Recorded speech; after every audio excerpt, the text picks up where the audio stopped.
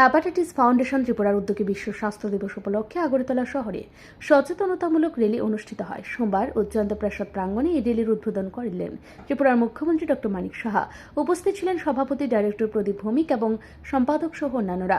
এদিন আগরতলা উজ্জয়ন্ত প্রাসাদ প্রাঙ্গণ থেকে র্যালিটি শুরু হয়। রাজধানীর বিভিন্ন পথ ঘুরে পুনরায় উজ্জয়ন্ত প্রাসাদের সামনে গিয়ে শেষ হয়। এই র্যালির সূচনা করে মুখ্যমন্ত্রী ডক্টর মানিক সাহা বলেন, মানুষের জীবনশৈলীর পরিবর্তন করতে হবে, কারণ অনেক ক্ষেত্রে দেখা যায় মানুষের জীবনযাত্রার কারণে রোগে ভুগতে হয়, আবার অনেকে অকালে প্রাণ হারায়। রাজ্যের উদ্বেগজনকভাবে বৃদ্ধি পাওয়া নেশাদ্রব্যের বিরুদ্ধে সকলকে সোচ্চার হবার আহ্বান জানিয়েছেন মুখ্যমন্ত্রী।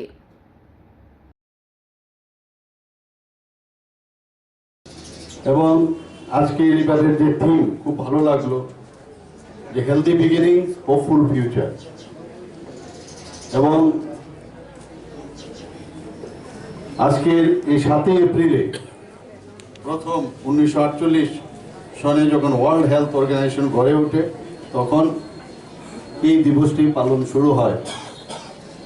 এবং আজকের যে মেইন উদ্দেশ্য, র্যালি তো আমরা করবো ঠিকই, কিন্তু র্যালির মাধ্যমে একটা প্রচার প্রসার, যে আমাদের সুস্থ স্বাস্থ্য আমাদের রাখতে হবে, নিজেরও থাকবো, অন্যরা যেন থাকে।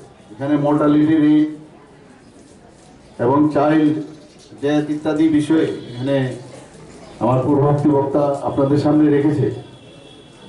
কিন্তু আমি বলবো যে আমাদের জীবনশৈলীও পরিবর্তন করতে হবে, কারণ অনেকে আছে আমাদের জীবনশৈলীর কারণেও কিন্তু আমাদের বিভিন্ন সময়ে খুব অকালে কিন্তু প্রাণ দিতে পারে, এবং সেই দিকটাই আমাদের বেশি জোর দিতে হবে। আমরা বলি ঠিকই, কিন্তু করতে গিয়ে অনেকে নিজেরাই আমরা সেটা পালন করি না। এদিকে আমাদের নজর রাখতে হবে। ড্রাগ এডিকশন আমাদের জন্য একটা বিরাট সমস্যা, আপনারা সবাই জানেন। র্যালিতে চিকিৎসক, নার্স থেকে শুরু করে বিভিন্ন সামাজিক সংস্থার সদস্যরা অংশ নিয়েছেন। র্যালির থিম হচ্ছে healthy beginning hopeful future. Bureau report, Riddhi network.